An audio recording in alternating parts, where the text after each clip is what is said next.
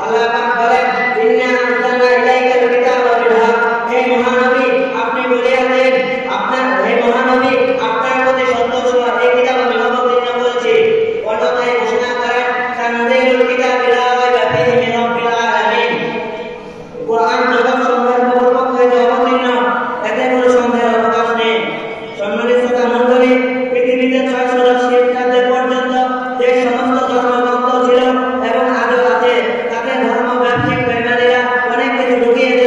উন্নীত করেছেন, পরিবর্তন করেছেন।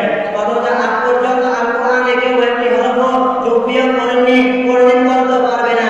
এই প্রসঙ্গে মহান আল্লাহ পাক বলেন, ইন্না নাহনু নাযালনা যিকরা ওয়া ইন্না লাহু লাহাফিজুন। কোরআন আমি অবতীর্ণ করেছি এবং আমি তা সংরক্ষণ করব। কোরআনে আলোচিত আদেশ নিষেধ আইনকানুন সবই চিরসত্য। শাসনতন্ত্র উপদেশ নীতিমালা আরেক ধরনে এর প্রতি দর্জিতা কোনো কাজ প্রতি সত্যি ধরতে পারবে না। এই প্রসঙ্গে মহান আল্লাহ পাক বলেন, কুল্লা ইস্তামাআতিল ইনসু ওয়াল জিন্নু আলা আন ইয়াতু বিমিথলি হাযাল কুরআনি লা ইয়াতুনা বিমিথলিহি।